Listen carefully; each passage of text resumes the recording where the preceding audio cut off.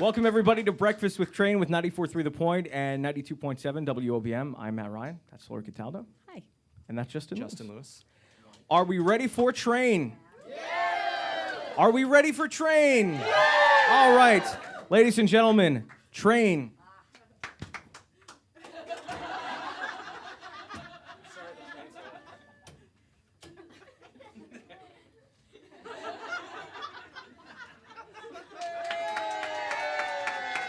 Do you guys? Are they really gonna feed you breakfast? Or did They it? did already. No, you know we get to do these breakfasts with trains things. We did one yesterday too, and our manager, we get in the van to come here, and he's got like all this food for us and stuff, and then tells us we're going to breakfast, and we've already eaten. And they got Uncle Dude's Donuts. Yeah. So the first question comes from Audra. She wants to know, what is something you hide about your personality? I lie about a lot of things, and I hide a lot of things about my personality. I think that I'm probably more afraid of failure than anything else in the world, and so it plays a huge role in things and makes me kind of neurotic, and I can't sleep very well. That's probably the thing I try to hide, but now I can't hide it anymore because you just exposed me. Everybody knows. So Kayla says, as an aspiring singer-songwriter herself, how do you deal with writer's block and collaborate together? Having a writer's block right now. I don't know. Like, you know, writer's block is you just have to work through it. You know, it's like just write until, even if it's terrible. I think Mick Jagger once said, even if you know it's terrible, you have to write it down to get it out so that you can keep moving on to the other stuff. So I don't know if it, you know, he's Mick Jagger though, and I don't think he's ever had writer's block, to be honest. So. For Teen's question, which of your videos did you have the most fun filming? I seem to remember a video for Something More off the Drops of Jupiter album. Not that it was fun. Remember we were in that burning hot desert in Phoenix, but we all got to dress up as characters, and it was kind of a cool video. Personally, I don't really enjoy doing videos. Like, it's a lot of sitting around all day and waiting to do like a small scene or lip sync to the song. You know, it's not very musical to me. I'd rather be on stage than making videos or doing photo shoots. Other songs of yours were written for or about certain people in your lives, like Drops of Jupiter was inspired by the passing of Pat's mom. Is the new single Angel in Blue Jeans inspired by or written about anyone special in your lives? I'm married to a really wonderful, amazing woman, and before that I was married to the devil. Well, she was related to the devil. She wasn't the devil. She was a descendant of the devil. And so I'm always very acutely aware of what I have. And so whenever I write a song, it always has her in it, regardless of if it's conscious or subconsciously. And so the song is really about being in a dream and trying to get to that perfect person and then waking up with her. You know, and you go like, wow, after all of that crazy, weird dream, it came true in the end, you know. If you could pick any two people in the world to have dinner with, living or deceased, who would it be and why? What do you got, Jimmy? Let's see. I would love to sit down with Jimmy Page and Daniel Day-Lewis. That'd be kind of Good interesting. calls, dude. Super. I would choose my mom and my wife because they never got to meet. And that'd be a crazy fun dinner for me. And I tell you what, we'd have a lot of really good wine, and I probably wouldn't even remember it the next day. I'm a drunk.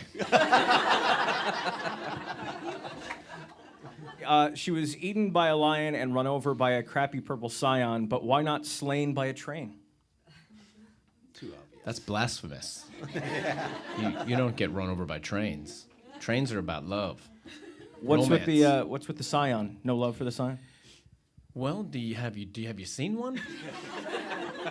I rest my case. You know what's so funny is Scion is actually made by Toyota, and Toyota hired us to play one of their private shows when that song was at its like highest point, and we were almost like, you know that's us, right? Yeah, it was pretty funny. If you could record a song with any artist or band, past or present, who would it be? I would love to ask Jeff Buckley to be on a record with us, or write a song with him or anything like that. Maybe even ask his dad to join in. What do you got, Jimmy?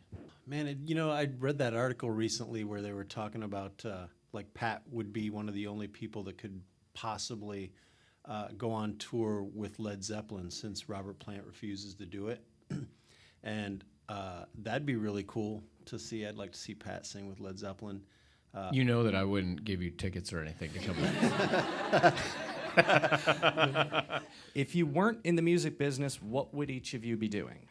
I have a passion for cooking. It's slowly dying because I'm never home to cook, but I would probably work in a restaurant at some point or on some level because they serve wine too. I never think about that because like I never thought about it as a kid growing up. I always was just so focused on doing this, and I never wanted to go to college or give myself anything to fall back on because I was afraid that I would probably fall back on it if I did, because this isn't an easy career to pursue. So I can't imagine doing anything else in my life. Although now I have kids and stuff at home, so at this point of our careers, I would probably just stay home and spend my money and hang out with my kids.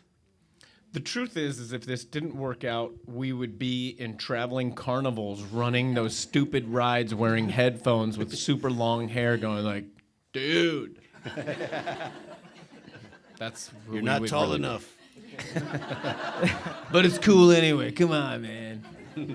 No, do you guys like to play pranks on each other or opening bands on tour? And the best prank pulled on you or you to another band? We leave a lot of we joke around a lot, like all the time. But as far as pranks go and stuff, we leave that stuff up to our crew. Our crew, they'll plexiglass each other into their bunks, so when they wake up in the morning, they can't get out, like weird stuff like that. We've pulled some tricks. It's kind of a tradition when you tour with bands on the last day of the tour to do pranks. And I remember some good ones on the Maroon 5 tour. When we toured with those guys, we hired a high school marching band on the last night of the tour, and during one of their encore songs, like one of their ballads where it's just Adam singing with a piano, and we marched out on stage with a high school marching band. That was And good time. he's so competitive. He immediately was like, "This is so lame, bro. Lame." You're like, pretty sure it's not lame. It's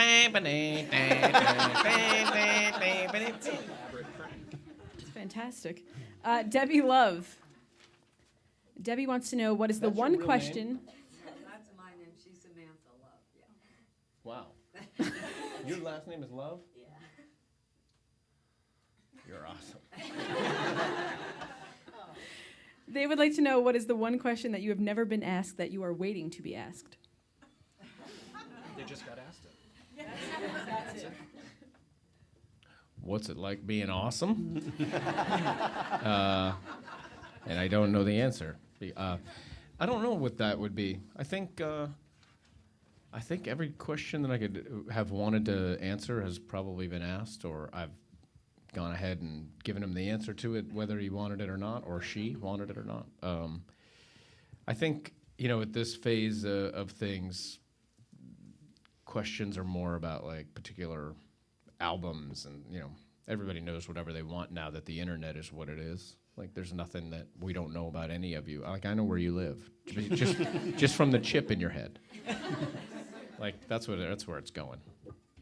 As the band tours, you get the opportunity to visit a lot of sites. What are some of the memorable places that you've gotten to visit?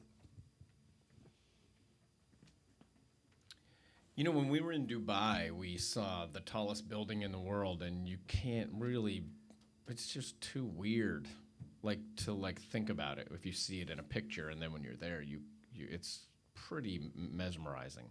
There's a lot of that kind of thing. Like, what human beings do to one another is very horrific, but what we do when it comes to like architecture and art is kind of amazing.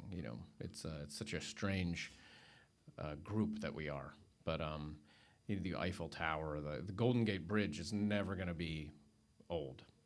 There's a place where when you're driving from Marin County over to the bridge, there's this turn where you see all of San Francisco and the bay and the bridge all at the same time, and you can never get enough of that. You could do that commute every day 4 times, and you would always be in awe of it. Okay, you used the ukulele in Hey Soul Sister, which turned out to be the most downloaded song in iTunes and Billboard Song of the Year of 2010. Then you incorporated the mariachi sound in 50 Ways to Say Goodbye. Where do these ideas come from? They seem to be simple yet genius at the same time. I'm taking you home with me, dog.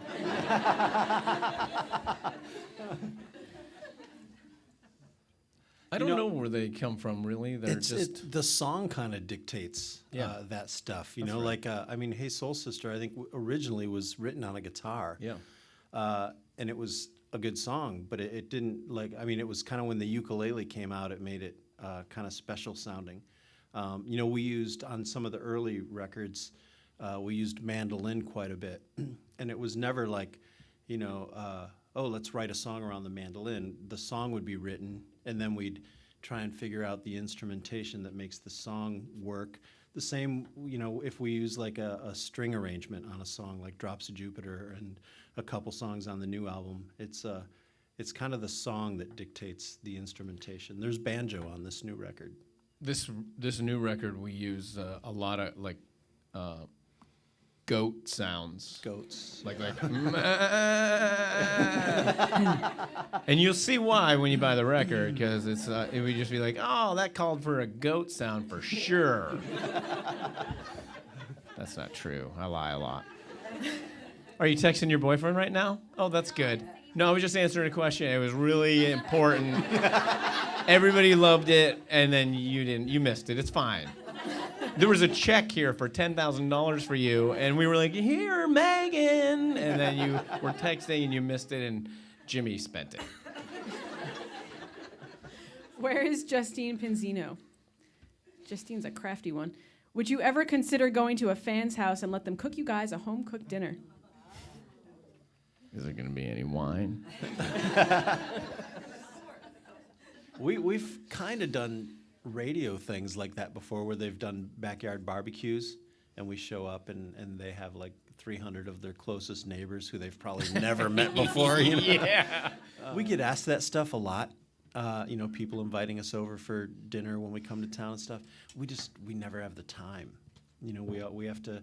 People don't realize when you're on tour. They think, oh, they're in Minneapolis tonight, and like we have days there or something. We usually wake up there that morning, and do radio shows and press and maybe a few hours to ourselves to get ready, and then there's sound check and dinner and meet and greets, and then the show, and we don't really have time to actually leave and go have dinner with people, although we'd love to.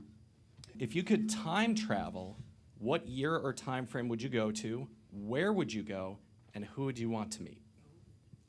I would go right to the Great Gatsby's house and chest bump him. And he would be like, what is this chest bump? I would go to that era, though. My dad lived through that cool era that was like kind of the end of World War II, and things were like really starting to just boom, and it seemed like that was a magical time, even though it was probably incredibly difficult, and there were a lot of hungry people. But there seems to be this never returning romance there that I haven't seen since. That would be me. What about you? Too. Back, I always think of like the Roaring '20s. When guys would wear seersucker suits, and every guy wore a hat when they went out, and women wore hats and dresses, and it's just it's a really cool time period that. I wouldn't mind. I feel like a part of me was around then somehow. If you could have a superpower, what would it be and why? X-ray vision. I would want to be able to heal people. Just like, that would be amazing to just be like, you're done, you're good. That'd be pretty cool. Way cooler than flying to me. but flying would be pretty awesome. Yeah. You know what? I'm just gonna fly. Flying with X-ray vision would be really cool. Ladies and gentlemen, the album is Bulletproof Picasso. The single is Angel in Blue Jeans. Have you Train. even heard it? Have you heard the song? Thanks for having us. Breakfast with Train. Oh, I you hardly recognize you when you're not texting. How have you been? Are you good? You know, I was sending pictures of you to people. And they thought they were going to.